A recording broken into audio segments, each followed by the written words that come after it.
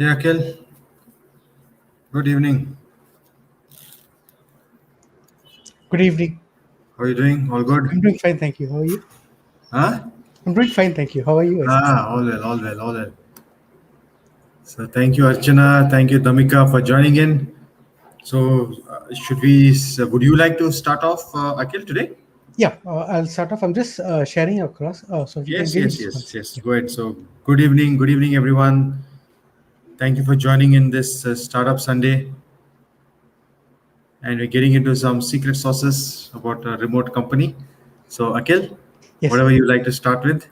Yeah. So today we're going to speak about the ultimate undo system. So it's called version control in software engineering, but I'll walk you through how you can implement that in non-programming aspects as well. Just one second. I'm just setting up the live stream.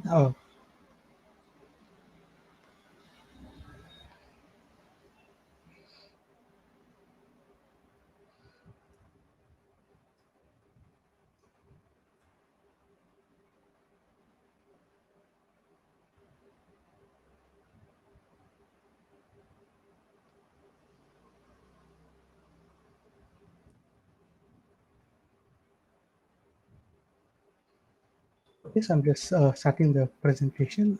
Just give me a minute.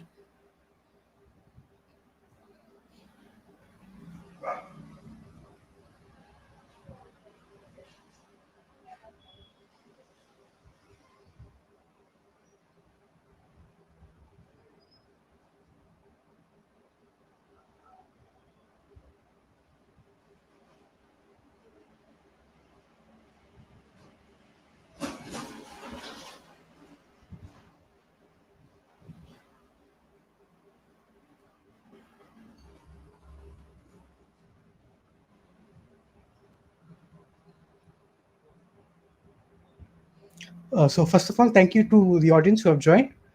So I'll start off. We're going to start off with a small introduction, a quick introduction to version control.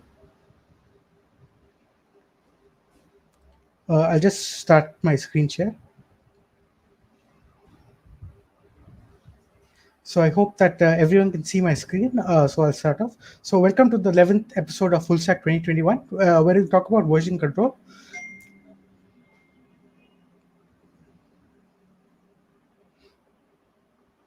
So I would like to of you to think about your first group project or any of your recent group projects. So how it went. What would you think of when you first got the group project? So, if some of you are relatively experienced, you can think of your last corporate group project or any project that you've done. And if you're relatively newer, you could relatively less experienced, you can think of any academic project that you've done. So normally when you're given a group project, you normally start off by planning it out. And generally, what you start off with is you divide the project into multiple parts, and then you distribute those parts amongst all the group participants. And then you get a you find out when is the next due date, the due list of dates and the milestones, and then you plan according to that, uh, and then you strategize when you want to review so that you can be in time for those milestones. And please let us know in chat how your group projects went and if they went according to the plan that you set out initially.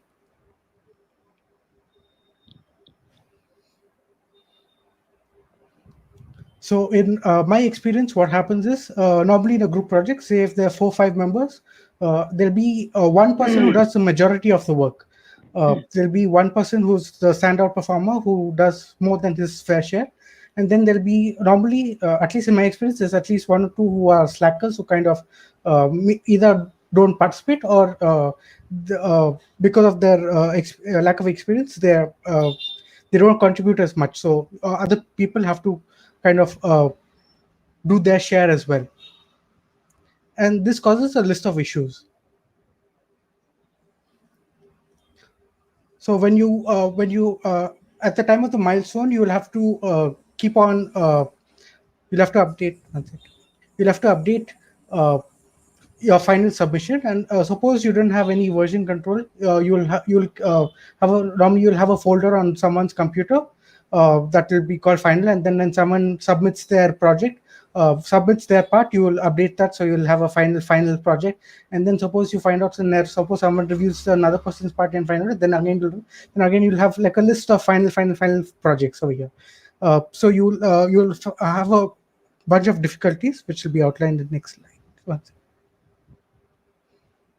So what are the challenges that you will face?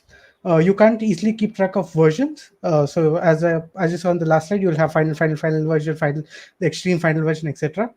You can't switch between versions easily. So suppose you had some parts of one version that you wanted to merge with another version. You couldn't do that very easily. You don't know who did what. So initially you might have planned that I'll do this version, I'll do this part, another person will do that part. But at the time of submission, you'll find out that that kind of the lines were blurred a bit because of experience differences. And then it's difficult to isolate a problematic version. So if suppose a problem occurred in one specific part of the program, and then you kept on building on top of it, you might not know when was the problem introduced. So suppose you're say you're writing a book, and there's a spelling mistake that kind of changed the whole meaning of the sentence or the paragraph. You want to know when that particular issue was introduced into your book, and there's no centralized backup. So if one person does the majority of the work, most probably the majority of the work will lie in that particular system. So if there's no backups in place, and if that person's laptop unfortunately gets stolen, then you are really out of luck. So this is just a very simple flow chart of who should use version control. So anything to do with programming, let's say you have to use it.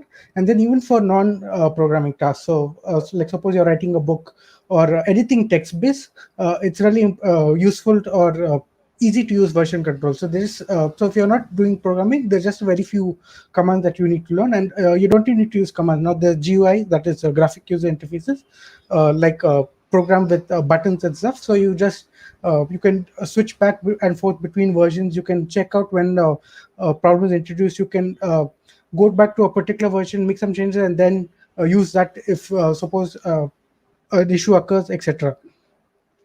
And version control is really useful for any text-based project. So not only programming, so it could be like writing a book. Suppose you're framing a proposal for a company, etc. Anything involving text. It can also be used for binary assets, that is like images, music, videos, etc. But it's not as useful because it can't let you know about changes in the music. So you'll have the full file.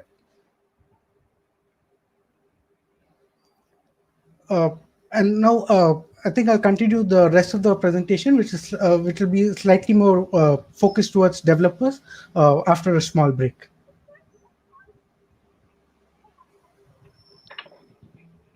Wonderful. Warm good evening to everybody. Good evening, Vijetha, Akil, sorry, Anand. Very calm, very calm. Yes, Vijetha, you're showing us the way with the t-shirts, I know. Yes. Slightly chillier in Bangalore today, isn't it? Slightly, not too much more. Lovely Bangalore weather. I just love it. So first, I think, Akil, let's say hi to all the various people that have joined in: Professor Anita, Karthik, Prakash Reddy, Chetak, Ashok Reddy. Okay, lots of other friends and who are almost like family right now. So thank you everyone for coming in. Yes, Chetak is saying it's typical Bangalore climate. Absolutely. All bunch of Bangaloreans here. Many of us. Good. So Jagat, what would you like to share with the audience and the participants today? Yeah, I think really nice again to have Startup Sunday. This is 36. Really nice to power on. Now we have, all of them, we have moved beyond, I think, the 30s, at least 4 or 5 properties. So, 150 odd episodes. And big thank you to all our viewers, right? The entire community, Founders Feed, LXS, the Thai community, NASCOM, Bangalore MSME group. I think Archana also is joining us. Would like more people there. So firstly, a big warm welcome and warm thank you to everybody for being part of this community, giving us the opportunity to come in every week and share some 2 cents, that we can share. And this week's about success, right? They had so many issues today with remote work, productivity, Now already there is so much talk of a third wave coming. I mean, it's like a book release, right? Alvin Toffler, wave one, wave two, wave three, and now they're making it with delta, kappa, gamma. We're going to go to omega. Oh my goodness. Anyway, so with all of this going on, yeah, the critical thing is for all companies to look at success, and all individuals, teams, companies. Everyone should be aligned towards success amidst all this distraction. So, my module today is about 3 secrets to remote success. I will talk about why I can say that, because of course, we like always to keep things in a very, very peer friendly way. I don't like anyone trying to say that I am better at this or you are better. It's not like that. It's basically learnings that we have understood. And when you speak from your own experience, there is no question of someone being right or wrong, right? I mean, your experience is right, and nobody can deny that. So all of our things we share generally is from our own experience, and these are 3 things that have worked for us. So I'll be getting into that. Set some context as well. That will be what I'll be talking about, Vijetha. Maybe my idea is to do it maybe in the middle or in the end. If that's cool, I would love to kind of in the end probably go. I have a short presentation, unlike my previous one. Yesterday was a lot longer because it was a topic that I thought I should get into. And honestly speaking, I thought it will be a quick presentation. I just went inside and I just got lost into it. And in the end, I saw, okay, it's like so many slides. But I think everything was important. I went through it again yesterday. I felt building a creative company is very important. And when you take a risk like that, from being just a productive company to being a creative company, it's critical to keep that goalpost as success. Else you'll get lost. So that's why I did this.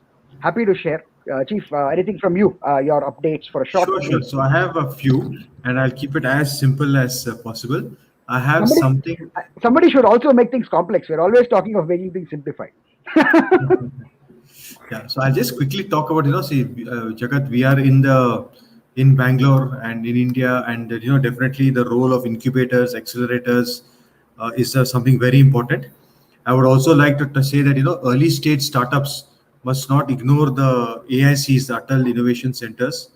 Even we work very closely at IIM Bangalore, as you know, with a lot of people. Then there's NASSCOM that does a great work. The STPS software folks are also doing the software parks that are there.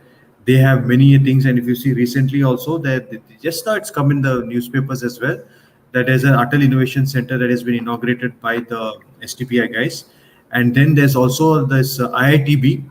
Okay, they work with a lot of startups and institutes. They're among the most premier institutes in the country, if not in the world. And one of my good friends, Karthik, is actually the current CEO of their incubation slash accelerator arm. Very nice guy. And I would love to talk more about that, over the next few days and few minutes. But now, Jagat, I will just quickly run through a couple of presentations, okay? And I will go with the super fast speed as always, because it's in the interest of time, okay? So I will, with your permission, of course, I will just start the screen share. So I have about 3 modules today. Each one will take maybe 3 to 4 minutes max to max each. Not more than that. Yes. Please feel free. Yep. Okay. This is my first one. Yes, as I said that, whether it's Derby Foundation, whether it is JINSA, whether it is NASSCOM, or whether it is the Gain Accelerator, there are many, many, many more which are out there in physically located in Bangalore and running, fantastic incubators and accelerators. Yes, the big ones will be Target, it will be NetApp, it will be Cisco Launchpad, it will be Loves, it will be AB and Bev. These are, of course, the people that we also work with very, very closely, Jagat, at IIM Bangalore. And I want to give a shout out to them for doing some fantastic work. And don't also forget that there are people from, say, BIRAC, where you can actually get, if you're into the bio field, you can actually get a lot of funds. So while my screen is out there, again mentioning that the networking that you can get out there, they are ready to help you to pitch to investors and customers. You get access to a lot of platforms and tools. By the way, yes, at IIM Bangalore as well, if you become a member, Jagat, you are aware of this, that we have a very good rapport with the people who provide cloud credits, etc.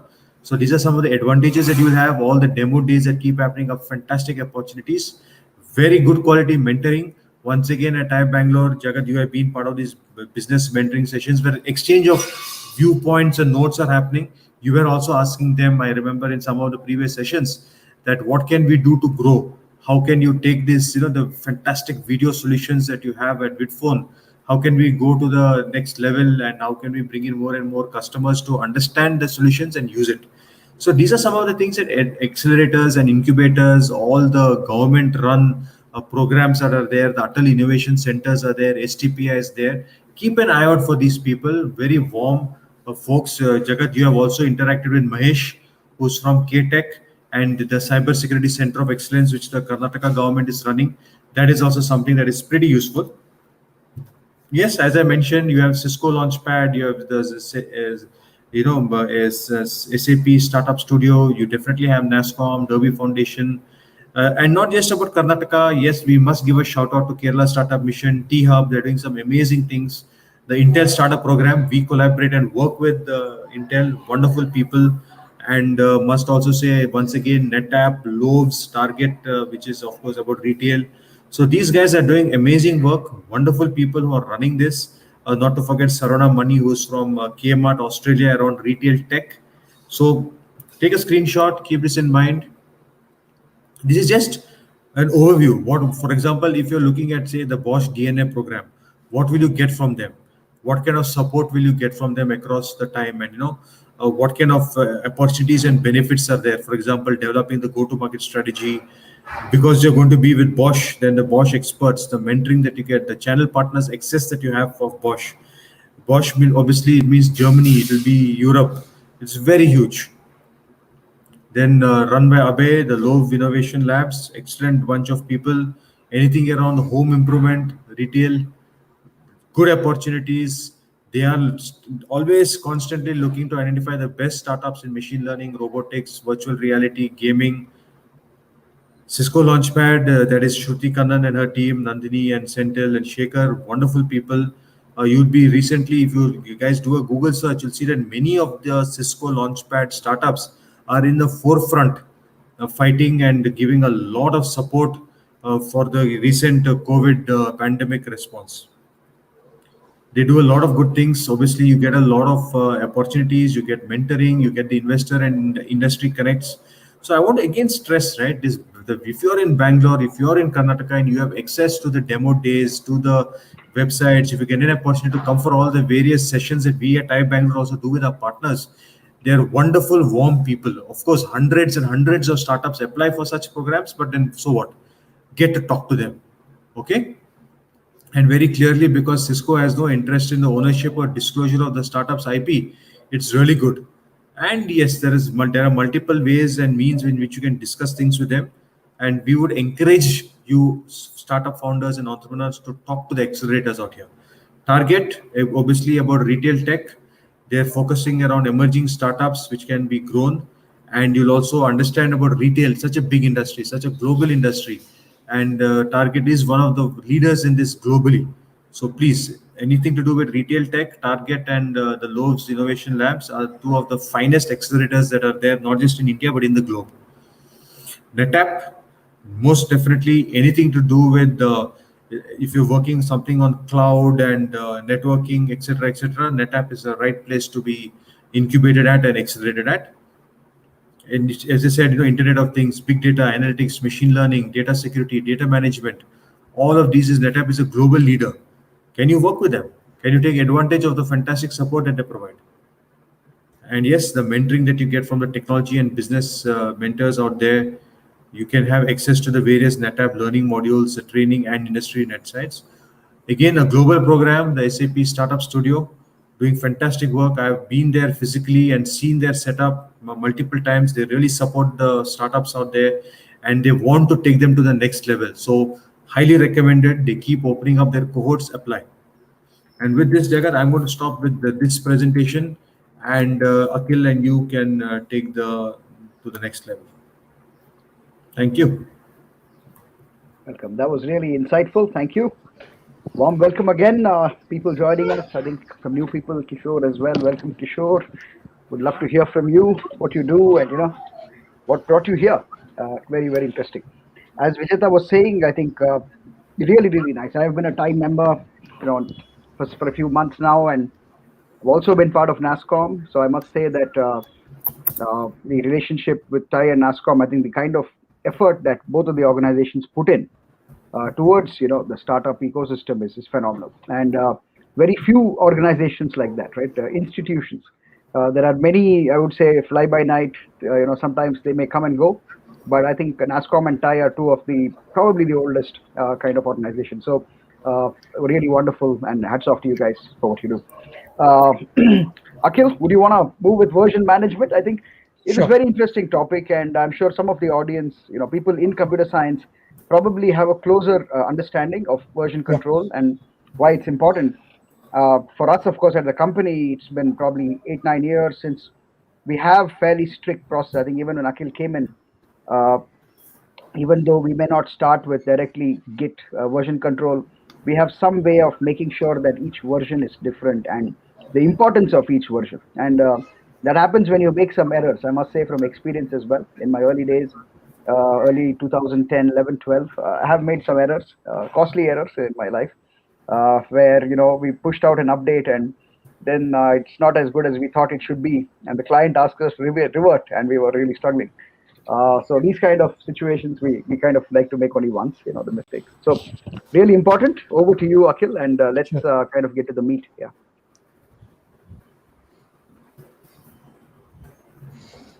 Uh, Yeah, so what is version control? Version control allows you to manage changes over time. So you can have specific versions over time. You can switch between versions easily. You can also name your version. So you can suppose you add this feature and then you can set a set point, like this version is named, this has this feature, then the future version has this feature, etc. Then there are two main high-level types of version control: centralized and distributed. I'll just briefly touch upon each of them.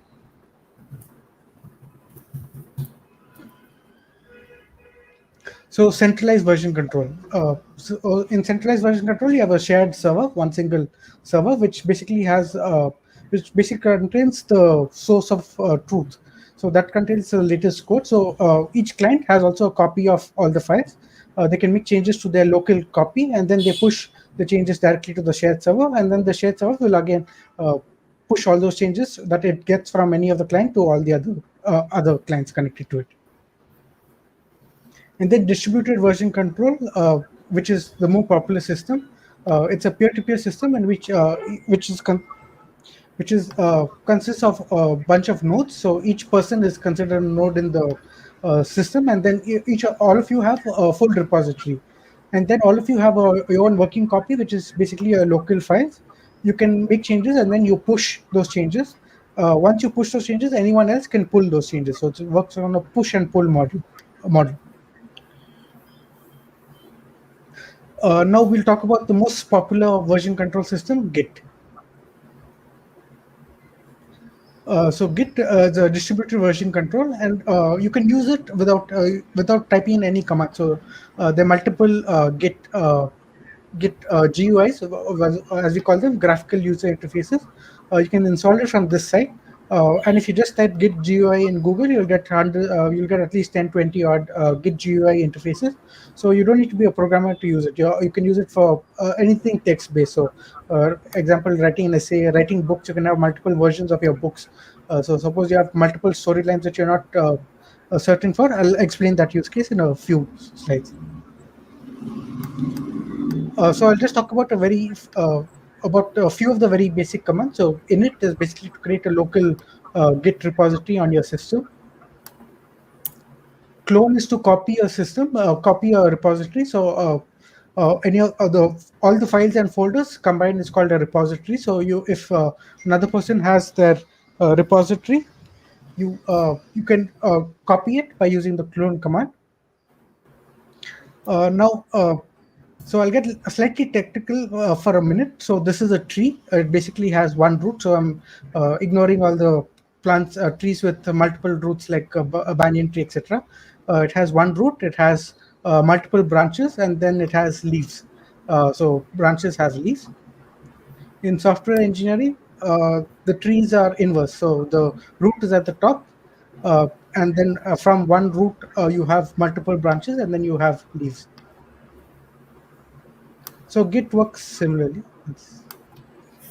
Git works similarly, where you have one main branch, you have a root, which has one main branch, then you have multiple other branches. So for instance, you're writing a book, and you have multiple ways that you think that the book can end.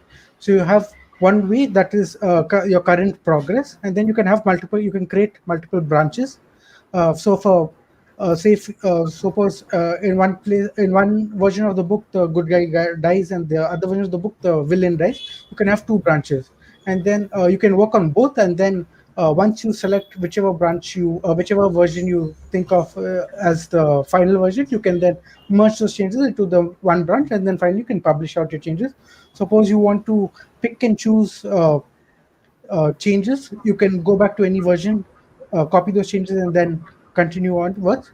And each of these points over here are called a node. So I'll talk about nodes next.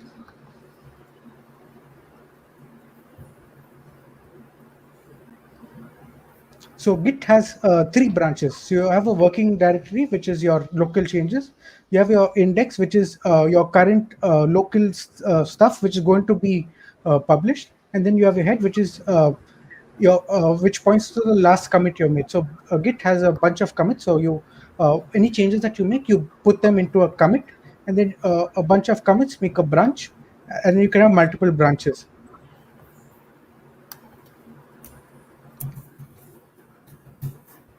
And then the add command is just to any of the changes you made, you just add them to your local system, which is going to be which can be committed.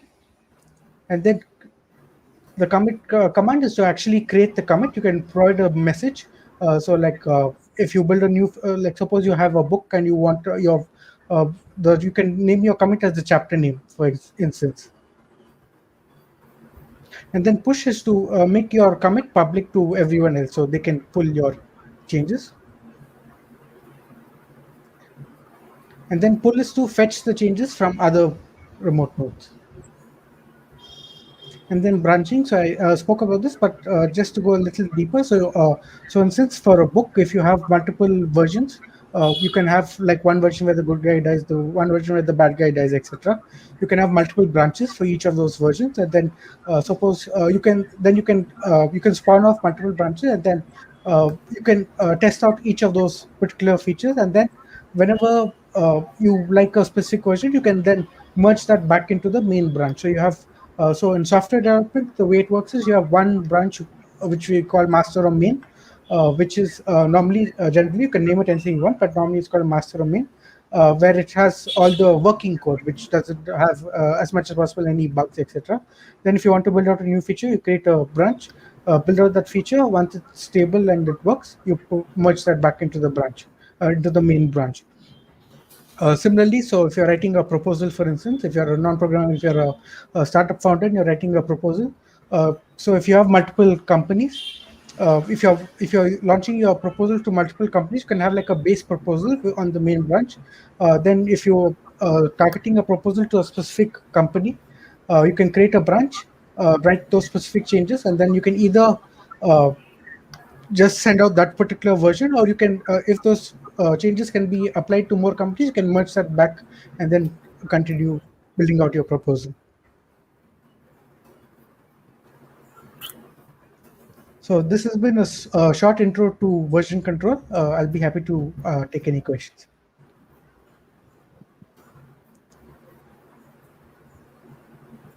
Thanks, Akil. Wonderful. Version control, version management. Really useful, and thanks for that tip. I do that a lot, I mean, with one template, and we have multiple industries, businesses, sectors. Very, very nice. I do a bit of. Your voice is gone. I think you pulled out.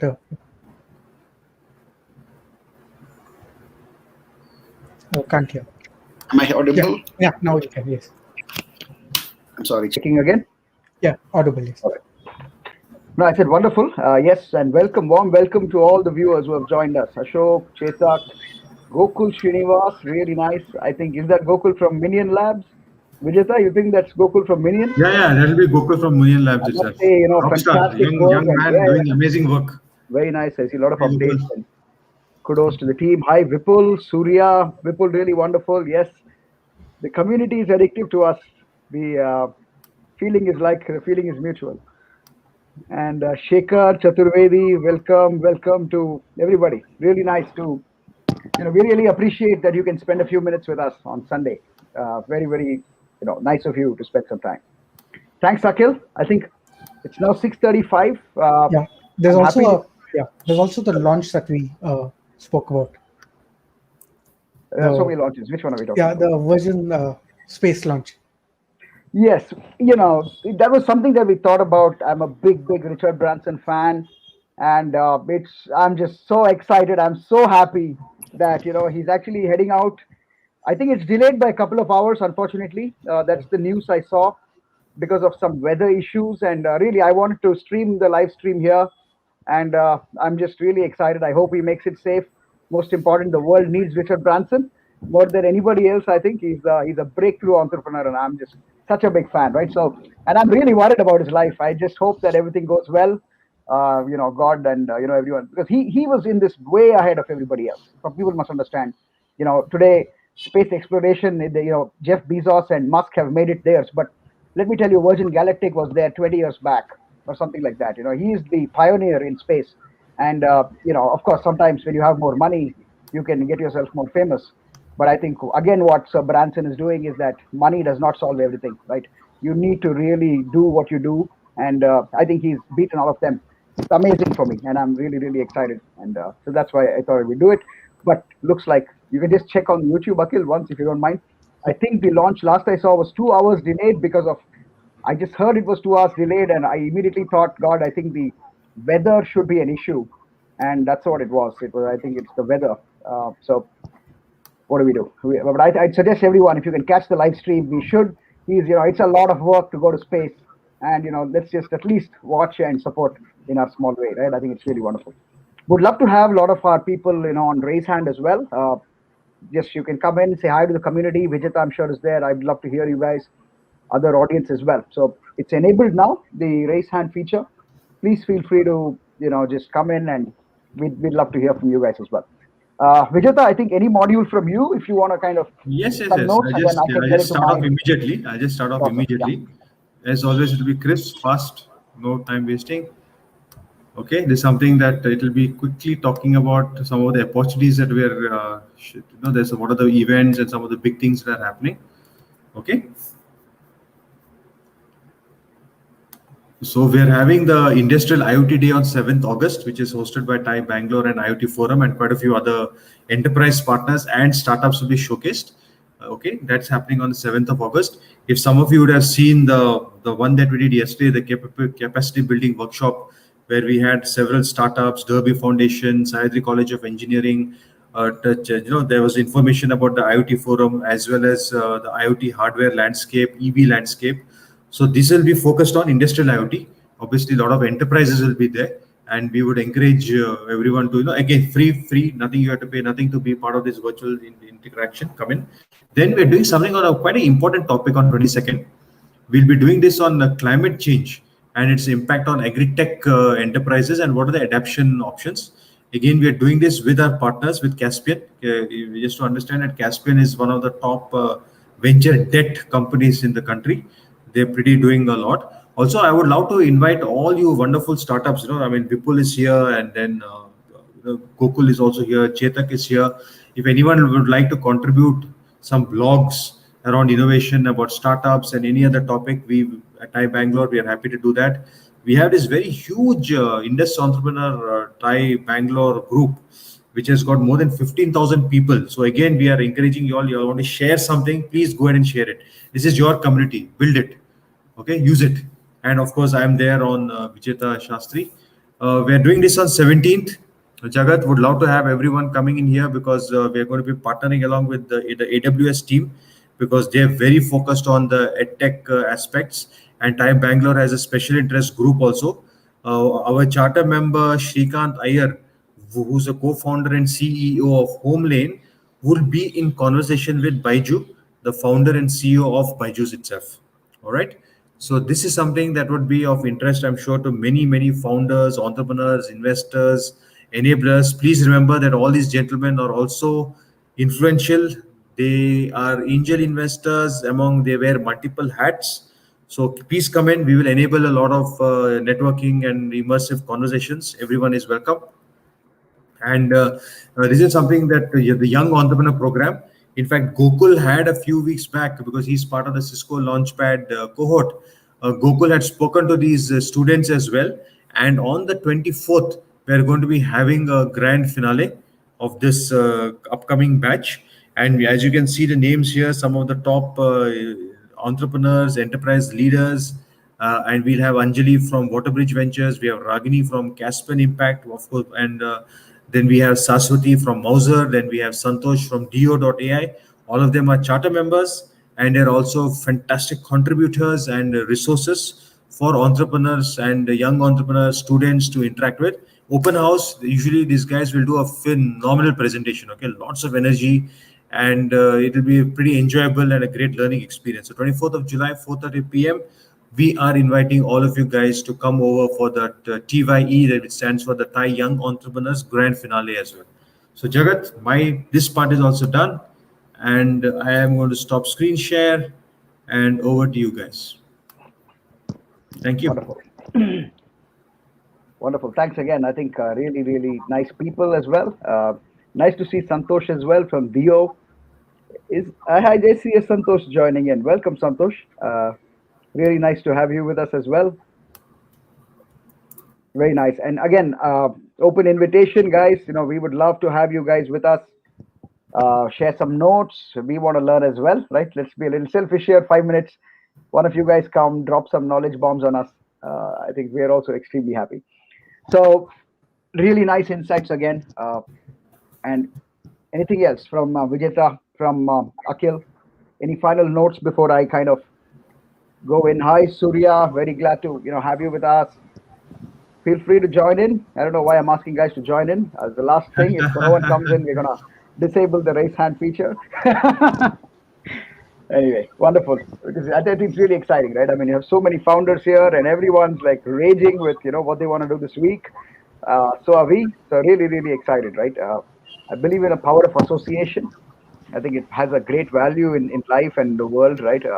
When you associate, even for a brief time, with like-minded people, I think it has phenomenal power in moving in a similar direction. So hopefully everyone benefits. So if everyone's okay, just want to get into a small presentation of my own today. Rajiv, nice to have you with us. Ashok, Chetak, Gokul, Surya, Vipul, Shekhar, Santosh, Kishore, Ravi, everybody else also. So many on YouTube Live, on Facebook Live. Really, really amazing. Thanks all for joining us again. Cannot say thank you enough, right? Really, really excited. And now coming to my small session again, I will try and keep it reasonably brief. Depends on what happens, but overall, I want to keep this just 4 or 5 slides. I hope my screen is visible. Yes, it is. All right, thanks, Akil. So this is something that I wanted to share. It's just our views. Happy to hear other views as well. 3 secrets to remote company success. Right. I think as many of you would know who are joining us, my name is Jagat, founder and CEO here at Vidphone. A lot of our work revolves around video communications and how do we make businesses, enterprises, and consumers come together in a much more, you would say, close and in an intimate manner, basically for any kind of engagement and transaction, right? We've seen that all of this has happened in person, it has happened on email, they've happened in phone conversations. But today it's really about certain key aspects of remote work translating to video. And that's really why, that's my why, if that's there, to enable businesses. And I'm a really passionate Indian. That's something that, I'm really, really, I love my country. And really nice to have such a wonderful startup community here in India that all of us can help co-create, right? It's a great opportunity. Why remote company success? I think there are 2 ways to look at this, right? There is always this thinking that life may get back to the old normal, where I would say 100% of our work was offline as much as possible. Very, very less part of it was video. A little bit, of course, on phone and emails, but I think a lot of it, people really depended on in-person connections. With the increase in vaccinations and overall, I think there is a possibility definitely that there won't be such strict lockdowns and remote, but there is no question that productivity has seen a huge upswing with remote, especially for knowledge workers. So for me, I say that for companies who really want to, or companies, or I would even say solopreneurs, right? Even for a freelancer who wants to differentiate from a whole bunch of other freelancers, or a small startup, or right until a large enterprise. And today, we have customers across these sectors, and we are seeing how really, you know, they're using remote work as a differentiator. The better you're able to do your remote work, I think the exponential benefits over the next 3 5 years is just going to be unbelievable. Okay, and that's really why, right? So, and for companies who don't adopt a remote structure, what is the flip side? What's the downside? I think it's everything. The rate at which things are moving, there is a huge price to pay for not innovating. And really, the price that you pay for not innovating really is everything. So, really, really critical that we have remote success. So, let me get through the three main points, and I want to keep this very, very high level because, of course, these are uh, subjective kind of conversations. There are no three only secrets. There could be three and more. So, really, number one, and this really comes down to what I always talk about and what I've always believed in, right? Trust is the number one thing. And everything in business, everything that we do, even the fact that we pay 100 rupees and believe the government that that paper is worth 100 rupees, everything really comes down to trust. And in these times where we are not able to meet our teams, where for the good, I'm not saying that it's a bad thing that you're not able to meet your team. It's kind of forcing us to trust our team a lot more. uh, because we do a lot of video solutions, we have had a lot of requests over the past year and a half for tools that are around surveillance. And many times, I have kind of politely declined. Uh, the word surveillance itself is something that, as a company, we feel very, very, it's something that we don't really want to enter too much into, simply because we're an Indian company. Again, it comes down to the fact that I'm a proud Indian. And if you look at the whole history of our country and the way that the government actually is implementing its IT policy and things are quite amazing. We were the first only country in the world really to talk about this right to privacy, and the Supreme Court really did that. So we are really the avant-garde for remote trust, in my view, right? I think the Indian culture can really play a big role here. So that really extends to your team. You have to be a all for one, one for all kind of culture, I believe, so that you don't need to waste your time and your efforts and money in unnecessary things like surveillance. Now, once you start surveillance on the computer, you're going to start surveillance on the watch. You're going to start all kinds of stuff, and all of this costs money, and it's unnecessary use of resource. The better way to look at it is to build systems which are kind of helping the trust between the people in the team. And to me, really, trust is built consistently over time. Trust is not a binary thing. It's not that suddenly you wake up and you trust somebody or you don't. What I've learned in my life is that trust really is a product of some consecutive successes, or really living up to the expectations. That really is trust. So the more we are able to set our teams in a trust first kind of environment, where we tell them that we don't really care, or we don't have any interest in micromanaging you or your time, but we just want to understand that our agreement is clear, that these are the priorities we're working on, and let's be professional about delivering those results, right? So remote work is a godsend, I think, for having that kind of an atmosphere in companies. It's a really dream corporate culture everyone dreams about. People dreamt of work from home, but now they're complaining. So it's not just about having that, but it's about how do you use that situation and kind of fix. So the number one secret, in my view, for remote work success is to trust your team. And if we can sort this, I think a lot of things will be solved. The second very, very important thing I've seen is, of course, to focus on the result. And I think it's easier said than done. There are two ways to look at this. Uh, when I was playing amateur golf, 2016, 17, one of the things that my golf coach told me was, really have to focus on the process. And I really understood what that meant with my trainings, where I would go in the morning at 6 o'clock and I would come back in the evening at about 4. Uh, Really understood the meaning of the process and forgetting about the result. Right? Don't worry about where the ball lands, but worry more about what you are doing internally on your swing and your club face and all of that. Uh, and I think that's very right. There is no question about it, right? You understand that the result is a byproduct of the effort or the process. But what I've seen is that there's also a counter way to look at it. And many times when you're a startup, you may not be blessed with all the processes that may be needed that a large company may be able to kind of pull off, right? So it's important to look at the result at all costs. Of course, I assume that it has to be fair and obviously a trust first. I don't endorse any kind of shortcuts or cheating in any way. It has to be, of course, ethical and with a lot of integrity. But let's focus on the result, right? Let's forget about the processes that you think may help us get there. Let's just look at the result and see what's the best way we can get there. Sometimes I think it works very, very well.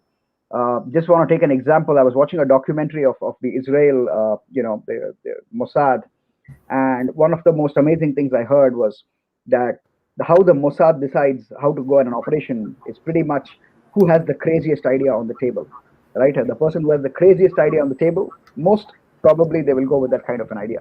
This was something that one of the main directors of the Mossad actually was speaking about, and it blew my mind, right? And to see the kind of work that they do many times, or at least their history, is quite phenomenal. So sometimes just look at what we have to achieve, and that's when you will come up with new innovative ways or new processes to really hack the result, right? As opposed to following old processes and expecting magical results.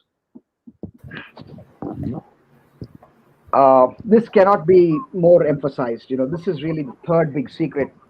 Uh, there are a lot of talk of having less meetings and all of this stuff.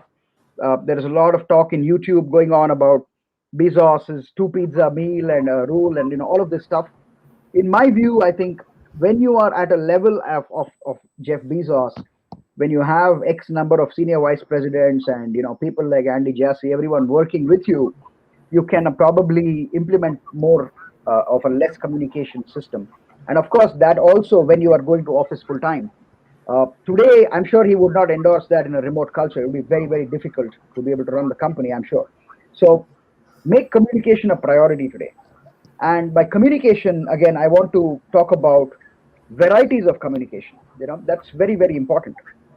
Just imagine an office where every time at 11 o'clock every single day, or let's say 11, 1 o'clock and 3 o'clock, you had to keep checking into a bubble room and coming out. It would make life really monotonous. What makes office really good are the different types of communications. You may have a one-to-one with somebody. You may just have a broadcast out to your team. You may have a small group of people, 4 or 5 or maybe 10. You may also have other methods where you're communicating. It may be an informal conversation, a formal conversation. Unfortunately, with remote work, what we have seen is that scheduled video meetings, and of course the other side, we see webinars. That's it. There is nothing in between. There is nothing before. There's nothing after. This is a big, big problem. And when I mean make communication a priority, I mean make communication as a strategy a priority. And how can you use different communication, asynchronous, synchronous, one-to-many, video, voice, really bringing what I can call a communication mix. We can evolve that idea from like a marketing mix, where to a remote customer, they don't want to be approached always the same way or being spoken to with the same messaging, right? So how can you kind of find the right communication mix that in the end gives you the conversions that you really require, right? So I think this is a very, very important thing. And I think this is very, very clearly going to be a big differentiator for any kind of startup or enterprise in the remote economy. So just summing up the 3 points. Number one is to trust your team completely. And this works always between everybody. Understand that, everyone is working for the other also in the company. So it comes with a deep amount of respect when you actually can trust your team. And I find it shocking that when I speak to a lot of founders and a lot of employees, I find there is a huge gap. There is a massive trust deficit generally between founders and management and employees. Let's bridge that. Let's actually get as flat as possible. Second is focus on the result. Find new ways to do old things. And that's the way that I think we can really find good solutions, right? Don't try and look at old processes and try and fit them into the remote economy. It won't work. Let's look at focusing on the result and working backwards. Third is to make communication a priority. Get your communication mix correct in your company, be it internally with your teams, with your vendors and your partners, as much as it is with your customers, your leads, and your prospects. Don't always keep spamming them or asking them to come into video meetings. If they're not interested, they're not interested. Try and find out better ways, and we have a bunch of tools that people, of course, can tap into. Let's talk. Happy to hear from you.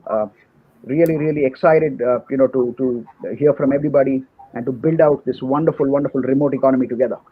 So that's my presentation, 6:50, and really excited to close this out. Maybe a few questions here and there, and maybe we can all. I think Rajiv raised his hand, so if he like, he could. Yes, Rajiv. Yes, taking you in. Very nice. Taking you. Hi, live. Jagat. Thanks. Yeah, you're live now. Thank you. Welcome. Thank you so much for giving this chance to have a completely different like understanding of business and also working remotely. This is completely something which is very different for us. And thank you so much for praising how people can connect with their team and all that trust. But end of the day, just wanted to understand how to limit your trust. The question is how to limit your trust or increase your trust. Yes. So increasing, I know that's obviously we connecting each other, working with them. Obviously the trust can gain, but how to limit your trust on your partner? Suppose if you're doing any business or maybe working with your team, what are the trust which has to be limited manner? That's a great question, and I'll take Vijetha also later on this. I would love your inputs. Here's how I look at it, right? Are you a founder? I just want to ask so I know. Are you also a founder or are you part of employee management or how is it? I'm part of management. Part of the management. So the way a founder, or if I want to build a co-founding team, today like Akil is my co-founder and I have probably, I have another person also. So it's a marriage. It's very much like a marriage. It has to be a trust-first economy for a founder scenario, in my view, right? If there is some hypocrisy there, it's very dangerous. And I think, it actually works badly for everybody involved. So it's not really a smart move to be a founder and not trust your co-founder. That leads to a lot of issues. Because I was, in my career 10 years back, I was a project manager handling nearly 100 crores worth of project in Hyderabad. And of course, I was very close to my chairman. I was very close to my MD, but I was not very close to my general manager. Because of course, I'm from NIT and he is from Reliance. He's a little old school. And you know how it works in a company, right? Young, dynamic, 24-year-old doing 100 crores project. Obviously, he has some, threat feeling, compared with the chairman and the MD, especially when chairman MD goes on my side. So there you have to be careful. I'm not saying you have to trust your management completely, trust your founder completely. No, unless they are me. But generally, I would say there is a difference. Yes, 100% well said. You have to be able, you don't want your founders or your chairman to take you for granted. You don't want your senior management to take you for granted. If that is happening, I think you need to have an open discussion saying, I have increased this 10-15% last quarter, and are you willing to increase my take home by 10% right now? Or are you willing to give me 2% in your company right now? I think that way the standard is set. I mean, I'm not saying be direct, but in your mind, I think better to have that so that they know, especially if you're a high performer. See, it's a very difficult question, right? In an organization, you have multiple types of people. And as a top management, you are looking at who are my high performers, who are the people who I want for the long run, who are we in the testing phase, who are not yet sure, right? So I think depends on really where you are in that equation. If you are somebody who's managed to get closer to the chairman, MD, post the office hours, you're having lunch, dinner, and he's really confiding in you and willing to give you a longer run in the company, I think it's better to have more trust and because they also will know that, they're also experienced. If you are trying to guard something, within 3-4 conversations, it comes out. People will know that something is going on. So in my view, it depends on the context, but it depends also on how they are with you. If you can find that they are real, genuine, trying to really benefit your career, there's no harm in trusting and having that mutual trust. If you find they're a company that could, exploit the employees, which happens many times, obviously you must be a little careful as well. This is my thought process. Happy to have Vijetha sir also with his deep. He has deep corporate input, so I'm sure he's better at that. So, Sure. See, this is not an easy thing to answer because without a context, one should not jump into this. Okay, and what matters is if there is the very fact that it is a very critical question is how do you build it, how do you maintain it, and how do you avoid a pseudo kind of face to it, right? Because when people say, okay, someone is trying to build trust with me, they can fake it, and vice versa. Okay, so unless it's like with total and absolute transparency, everything is out there in the open, there are no hidden agendas, and there has to be a coach, there has to be a guide who prevents any hidden agendas from rearing their head. Especially Rajiv, it's very easy to say that I have to build trust, but when you have different people involved, and if that one person has got a greater say, a greater power, and they can actually then the trust is not there. So Rajiv, I will avoid the context to this because very simple reason, without knowing the full story, one should not talk about it.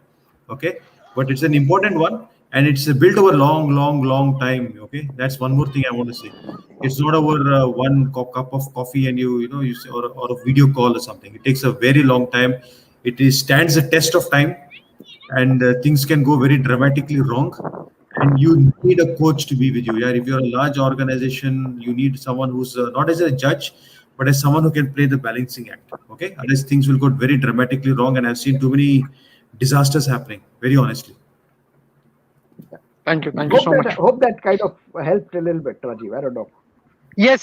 Because normally what happens, people, obviously there are certain processes, as you told about playing golf and something. So obviously we don't focus on that ball, to focus on your processes. So if trust is also have some processes which might get into other kind of relationship or maybe long lasting kind of. So obviously has to focus on processes, rightly said by Vijetha. Thank you so much for guiding on this. Thank you. Processes and very strong legal contracts, man. That's the best way to build trust. Honestly. Thank you. I have very strong legal contracts. Yeah. No doubting that. Okay. True. Wonderful. Thank you so much. Have a nice week. Thanks, man. Yeah. Take care of yourself. Very good. Again, just want to confirm what I said also, in case I got it wrong. I'm not saying trust everybody. It's not easy today. But really, the important thing is what I've noticed is that there is, generally in life as well, when you go through school, when you go through college, there is not enough positive motivation. There's not enough positive reinforcement. People don't say if you do well, this is what's going to happen. People always say if you copy, I'm going to punish you. If you don't go to class, I'm going to rustigate you. If you don't work well, I'm going to fire you. This whole negative motivation, I worked very hard in my life to get out of. So even when I see recruiting, typically there is a lack of trust in the beginning itself. You don't know who's the resume. The company doesn't trust the person doesn't trust the company. All kinds of nonsensical things. I mean, this is really not how you want a beautiful, thriving corporate culture. So that's why I said, let the default be trust. Let's default to trust. Yes, and of course, you have to risk mitigate. You can't ask someone who's just entered your company, give him a big, very responsible kind of thing which may affect you. You have to guard that, but let's start making that change of being trust first. Both ways, I think companies towards the young millennials, I've been interacting with them. I'm sure, Vijetha, you have. They are phenomenal. I think people are 19, 20, 21 are way better than any other demographic that we've seen so far in this country. And they are really motivated. It's, I think, the job of people in the later periods, be it 30s, 40s, 50s, 60s, to really give them the great opportunity, right, that they deserve. So that will only happen if we trust them. Otherwise, how can they trust us?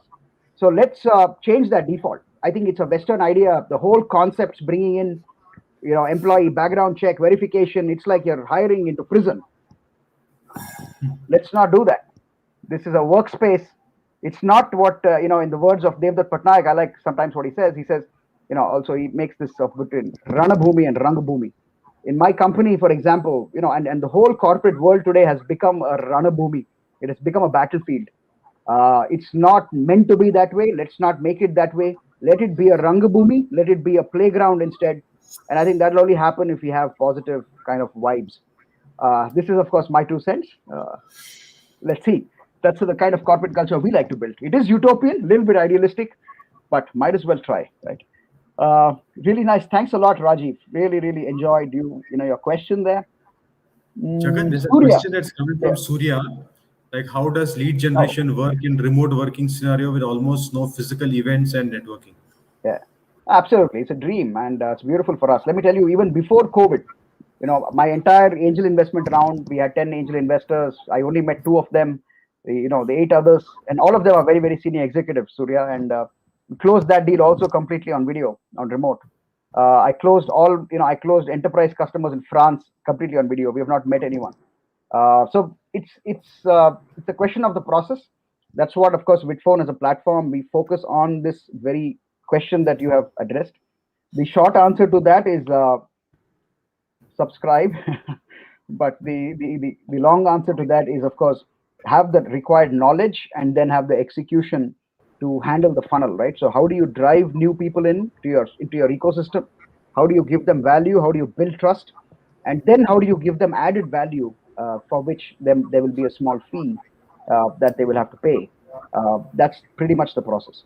And you use a bunch of remote tools, be it webinars, be it video mail, video meetings, live chat widget, SDK. We have like 7 tools that you can use. I challenge you 30 days and let me see if that lead gen does not start rocking. I think you will be getting hundreds of leads, provided you follow the system. Hundreds of leads every month at 0 ad spend. This is what we deliver to businesses. But of course, caveat there, please, I'm not saying it's a lottery. You have to follow the process. But I can assure you, hundreds of qualified leads at 0 ad spend.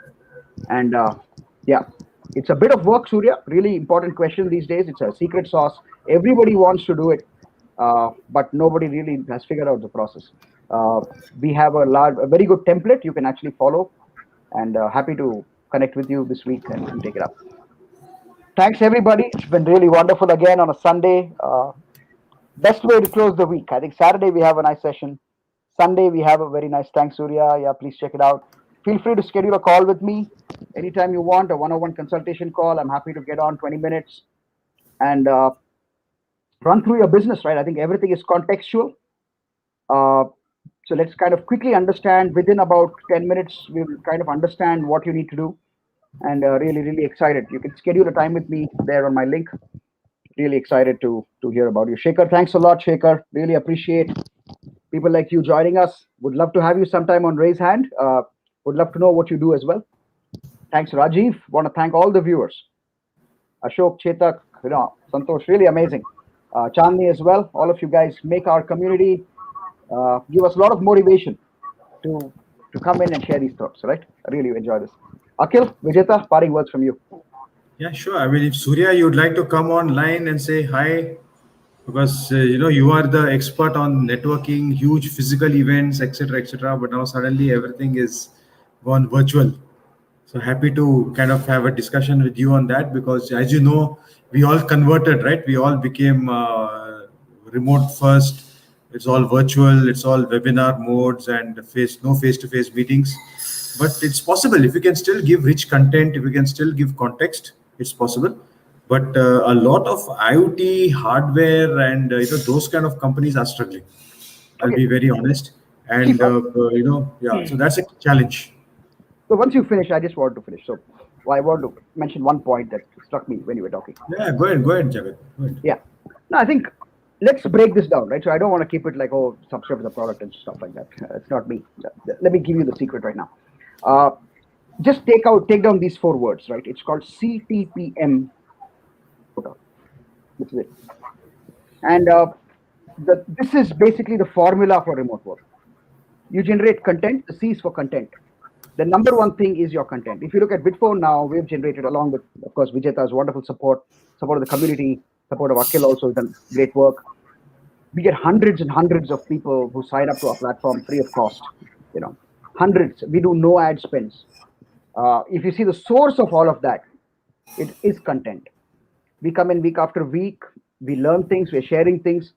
And webinars is today the number one way to spread your content. Video is the number one. And in video, webinars are the best way. Not recorded videos, none of the YouTube, nothing works. Okay. Everything, there is too much traffic, too many people doing the same thing. If you want to stand out, you have to be a purple cow. It's as simple as that. Seth Godin, if you need to be on the road, suppose I walk on the road, suddenly I have to turn my head and look at you. Just imagine if you were a purple cow, would I look at you or not again? And Seth Godin's whole idea is be different. So the key thing for you, the number one C is the content, Surya, in my view. Get to the core of the content. What can you offer to the community that nobody can offer? And that becomes why they come and sit with you, or where you can learn. The second is traffic.